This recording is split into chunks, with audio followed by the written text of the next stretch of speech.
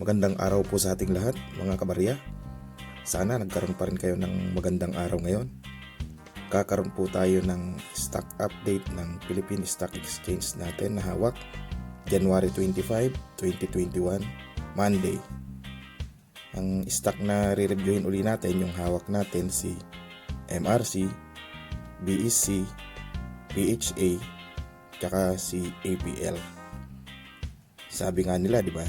Ika nga there is always a reason to be happy every day. Medyo nag-gain po yung ating PSEI index sa ngayon ng kaunti, pero yung hawak nating apat na stock na yan ay bearish pa rin po ang status nila. Naka red candles pa rin. Siguro dahil sa mga panic na nangyari sa ating corona updates. Check natin uli bukas siguro. Ito, basahin ko lang yung ating disclaimer. Ang video na ito ay base lang sa aking personal na pag-analisa at pag-review. Hindi po ako financial advisor o fund manager. Hindi rin po ito recommendation to buy, hold, or sell your own stock na hawak po. Ang kanya-kanya nating hawak na stock ay nakabase po sa ating desisyon at obligasyon.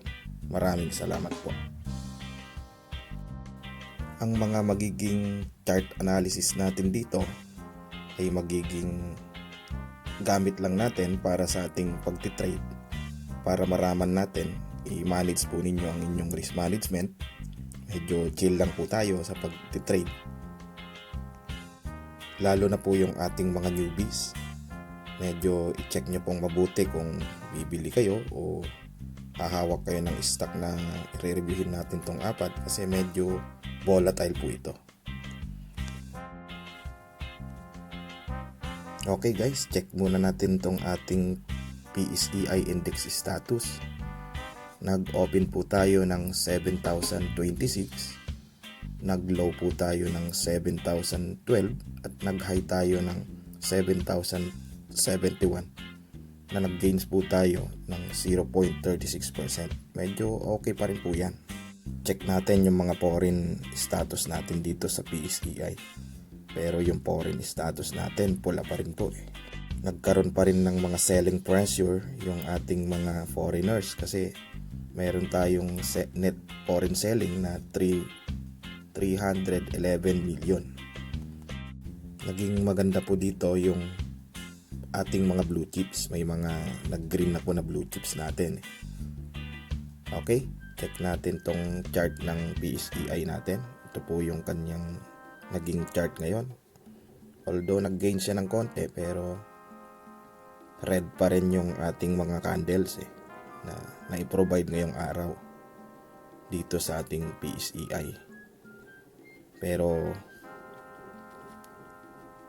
medyo yan po yung naging candles niya I-check natin tong medyo watch out pa rin tayo, kasi nga bearish pa rin yung sentiment ng natin, yung MACD natin sa ipinapakita ng ating PSEI index. Sana makabawi tayo bukas para mag-gains naman yung ating mga trader, lalo na yung mga newbies, para ganahan din sa kanilang pagtitrade. Pasuyo po pala nung ating like button kung medyo papindot po natin kung nakatulong po sa atin tong video na to. Okay guys, puntahan na natin yung una nating i-update na stock, itong ating MRC Allied. I-check muna natin tong kanyang tong mga foreigners, kung anong naging status ngayong araw, para guide natin. Yun, January 25, nakapula pa rin yung ating kandila. Nagkaroon pa rin ng net foreign selling. Medyo yung ating mga foreigner nagpapanik pa rin yata, o kaya nagpo-pull out siguro ng kanilang mga capitals para pumunta sa US market. Pero ang maganda, sinasalo naman siya ng ating mga local traders kasi nanatili tayo sa support pa rin nung sinisilip-silip ko kanina yung chart natin Pero pupuntahan natin yung chart para ma-analyze natin yung kung saan pa pupunta yung ating pagti-trade. Magiging guide natin yung ating mga chart analysis. Okay, puntahan natin guys itong ating chart sa MRC Allied. I-check natin. Yan, plinat ko na yung ating channel, yung kaya kahapon yung diniscuss po natin diniscuss natin kahapon na channel, lumabas pa rin po siya pero ang good thing dito, hindi naman siya lumayo sa channel nasa ilalim lang siya ng channel kung papansinin nyo po. Ang tingin pala natin, nandito tayo sa 5-minute chart pa rin natin para makina natin yung ating galaw nito sa 5 minute, itong MRC. Yan, nasa ilalim pero hindi siya masyadong lumayo, although nag red candles tayo. Yung diniscuss natin kahapon na overshoot siya Ang pinaka crucial lang sa atin ngayon guys, watch out kayo kasi itong MACD natin nag-trade na sa ilalim Medyo sana batakin niya ito bukas kung sakasakaling may mga foreigners na maisip bumili ng ating MRC. Sana batakin to pataas kasi medyo nag-trade na siya sa ilalim. Yung nakaposisyon kahapon na idinidiscuss natin, medyo hindi niya kinaya kasi nagkaroon pa rin ng selling pressure. Yan, dapat makabalik sa taas itong ating MACD dito sa 5-minute chart para makaahon tayo at makabalik tayo sa gitna ng channel. Tingnan natin day chart, i-plot natin yung ating mga parameters para kung ano yung kailangan natin, yung support tsaka yung resistance Lilinisin lang natin ng kaunti itong chart para hindi po kayo malito sa ating pag-aanalisa nitong chart natin. Okay,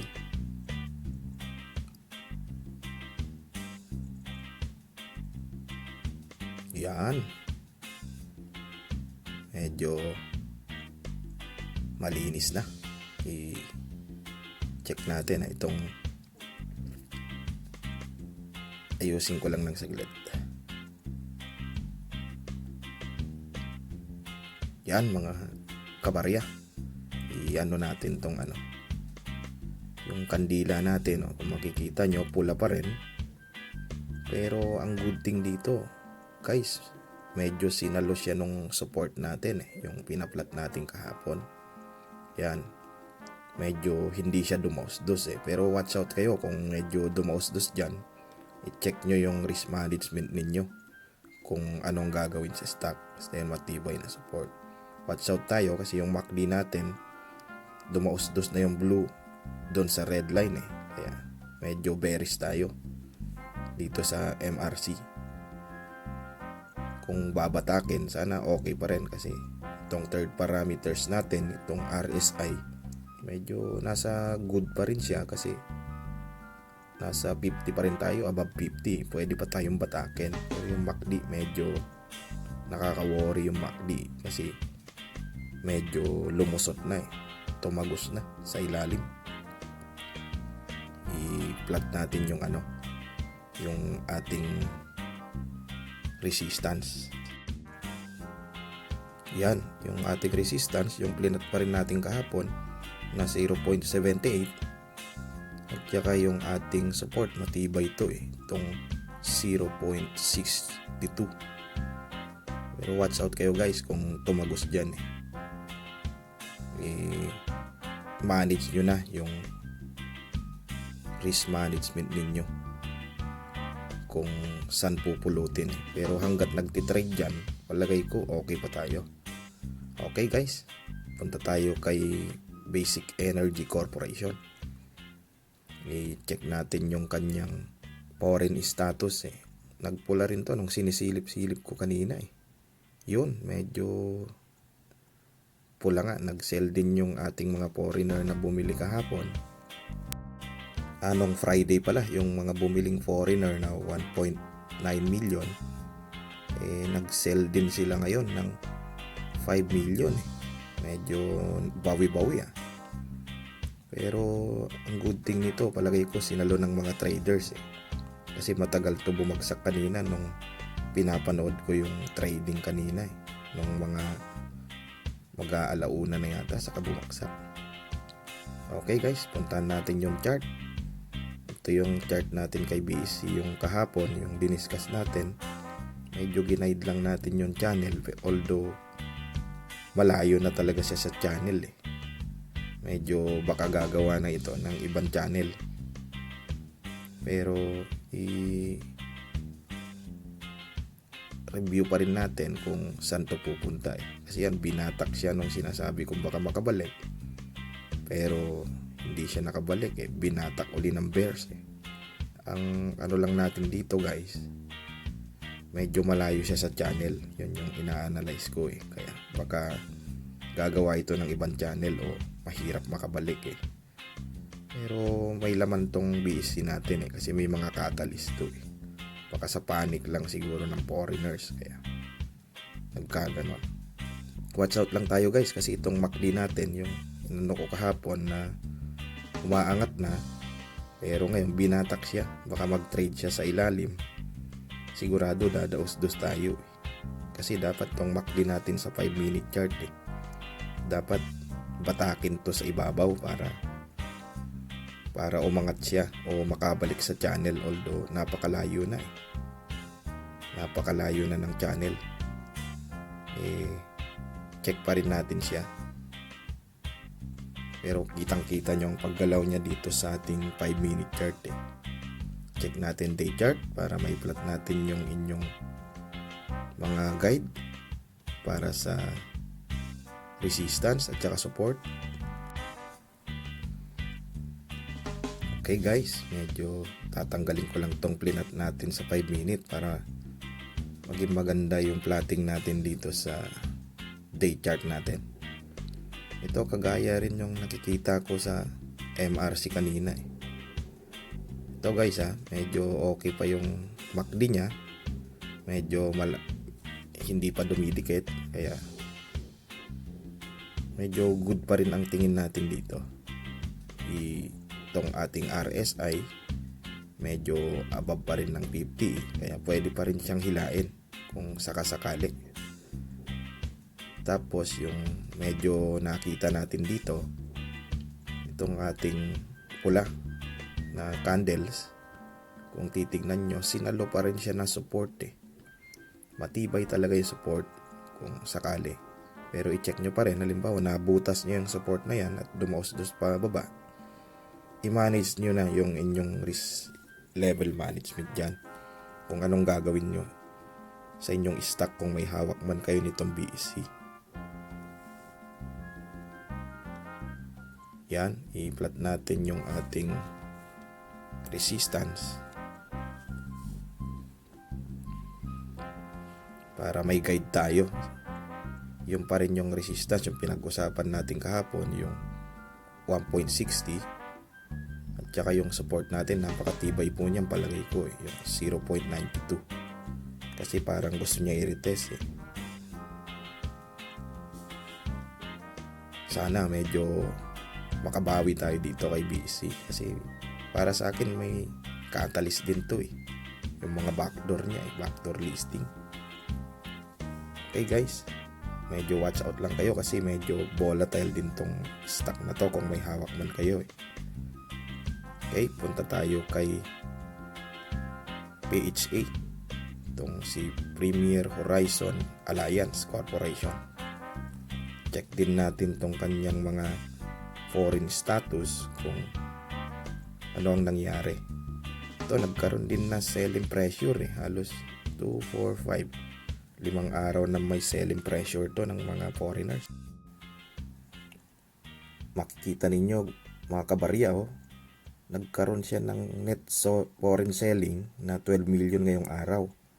Pero kung titingnan mo, puro pula yung ilang araw na, 5 Kakalculate mo yan, mga nasa nasa mga 70 million na eh.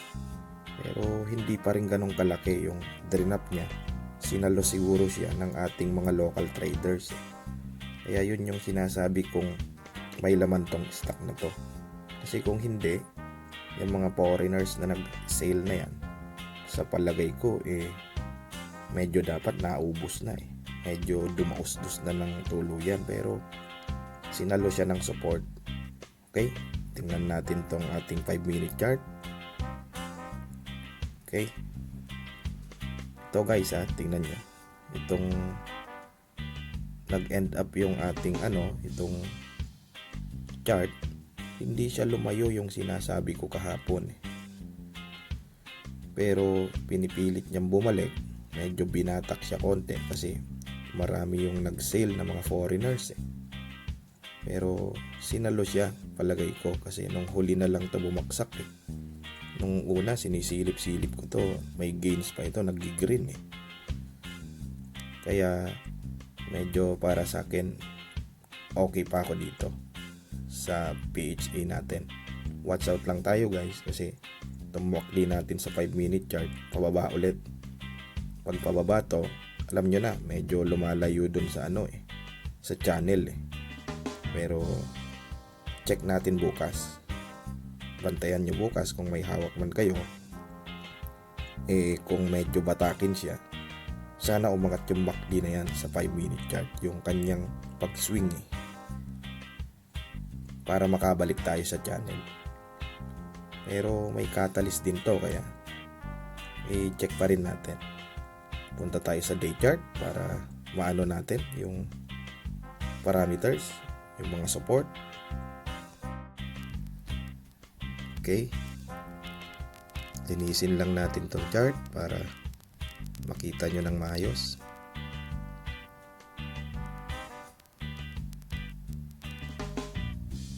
Yan,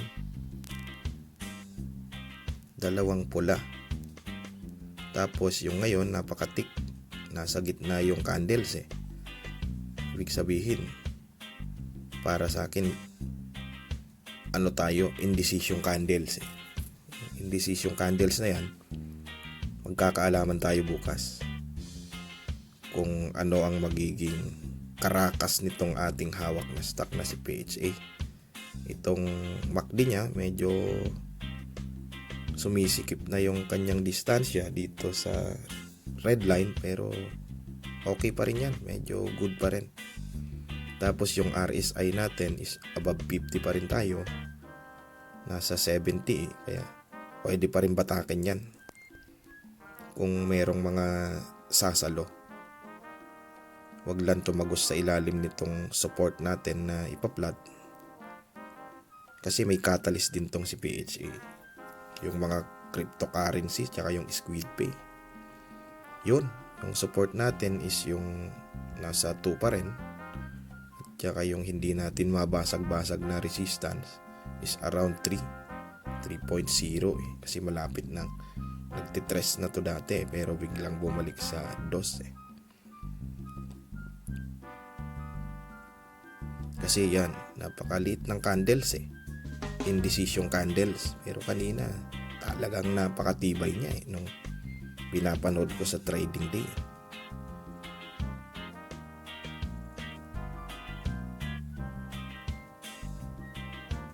Kaya watch out tayo bukas guys, medyo i-manage ninyo yung risk level ninyo.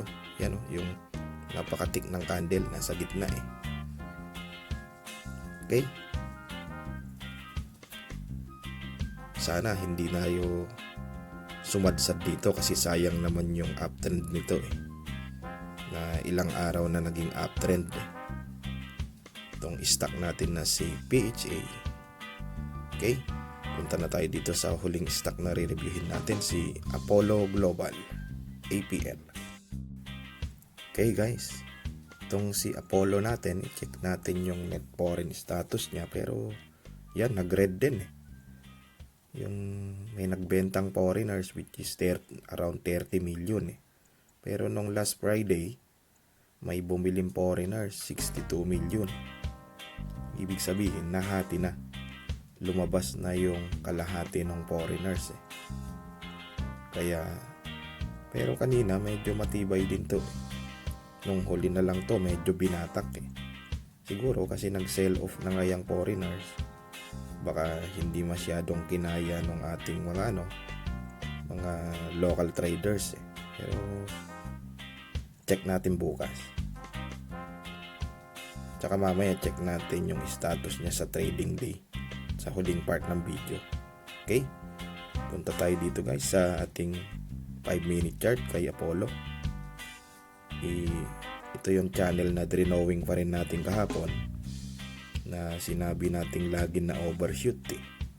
Dito na overshoot siya sa taas pero saglit lang eh. Itong ilalim siguro nagkaroon ng panic selling eh. Nung na-overshoot siya, medyo humaba. Mahaba na eh. Pero yung layo niya sa channel hindi kagaya ni yung kanina si BEC. Medyo malayo na sa channel si BEC. Pero itong si EPL, hindi pa siya masyadong lumalayo. Yan, sabi ko paangat eh. Pero binatak uli siya ng bears. Medyo malakas yung bears eh. Nawalan ng control ang ating bulls.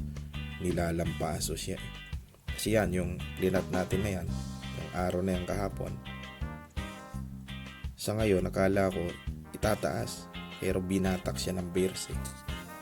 Medyo nasa weak pa rin ang ating bulls. Yan, watch out kayo guys dito sa ating MACD kasi mukhang pababa uli yung trade niya. Nagtitrade siya sa ilalim. Sana hindi lumayo sa channel itong ating mga candles eh, sa 5 minute. Kasi dapat makabalik siya sa taas. Pag nag-trade sa taas itong ating MACD sa 5 minute, sigurado babalik siya sa channel. Huwag lang dumaos-dos ng dumaos-dos eh. Yan. Pag nag-trade na siya sa taas, babatakin na rin yung mga candles. I-check natin bukas yan. Okay, punta tayo sa day chart. Yan mga kabarya, linisin lang natin tong day chart para maiplat natin ng maayos itong ating guide para sa trading bukas. Sa mga may hawak po kay APL, medyo i-manage ninyo yung risk ninyo rin dito, pero palagay ko medyo mayroon pa to eh. Ipupuntahan pa itong stock natin na ito para sa mga position traders. Yung ating mga day trader ang maganda sa kanila, nakakasakay sila sa bounce eh. Kaya depende po sa trip natin kung day trader o position trader. I-manage po nating mabuti yung ating risk management para hindi po tayo mawala eh. Protektahan po natin yung ating capitals. Kasi pag capitals na yung pinag-uusapan, yun yung gagamitin natin para mag-trade dito. Protektahan po ninyo. Cut loss kayo kung kinakailangan. Depende po sa magiging risk management po ninyo. Ito, yung ating MACD, medyo dumidikit na rin pero good pa rin. Nakabuka pa rin ng konti. Kaya pa rin batakin yan kung magiging optimistic yung ating mga traders. Yun, yung RSI natin medyo good din kasi nasa 62 pa siya. At ito yung sinasabi natin na na support natin dyan matibay. Itong resistance natin is yung dati pa rin na 0.37, tapos yung resistance natin is 0.24. Check nyo po dyan kung dumaos-dos dyan, medyo alam nyo na po ang gagawin siguro sa mga stock natin. Importante, protektahan po yung capitals. Lalo na po yung mga newbies, medyo kung kailangan bumili, mag-test buy muna kayo. Huwag nyo muna i-all in. Okay? Check natin tong yung sa day trading kanina, kung nag-status. Okay guys, nandito tayo sa naging day trading kanina. Ito si APL, pumagsak siya ng 12.5.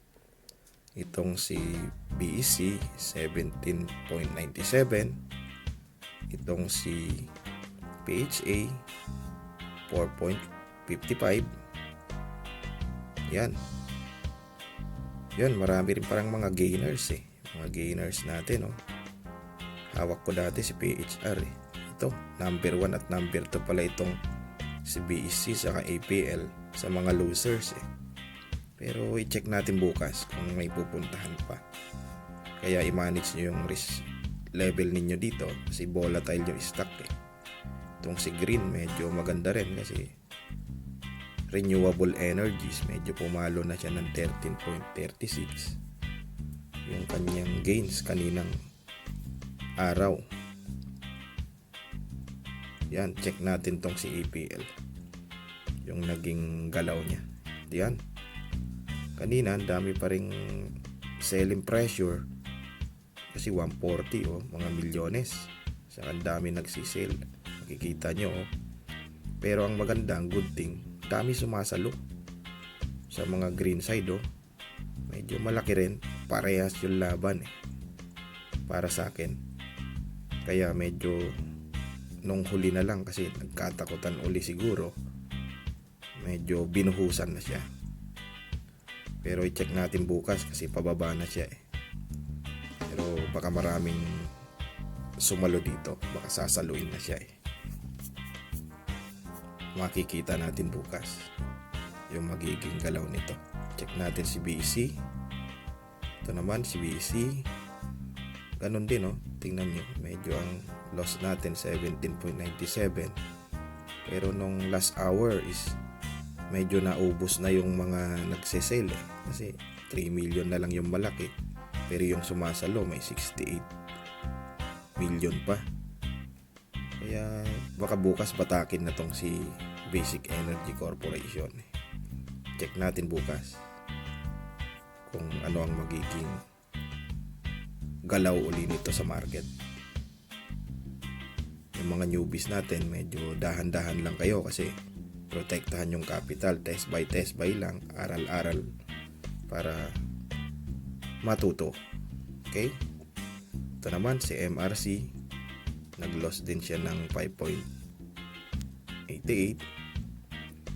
Yun, medyo marami ring selling pressure pero halos tumatabla itong buying pressure. Marami ring sumasalo kasi ang maraming nag-sale kanina na nakita natin yung mga net foreign selling baka nga kailangan nila yung capitals ililipat sa ibang mga trade nila sa internationals. Ang good thing, sinalo siya ng mating mga local traders. Check natin din si PHA, anong galaw niya. Nag-loss ng 4.55 pero yun, medyo tong pula natin medyo kaunti na rin pero mas nagmamatch ng kaunti siguro. Pero i-check natin bukas kung ano ang mangyayari kay PHA. Okay guys, ano tayo bukas? Bantayan natin kung ano yung hawak nating mga stock. Okay?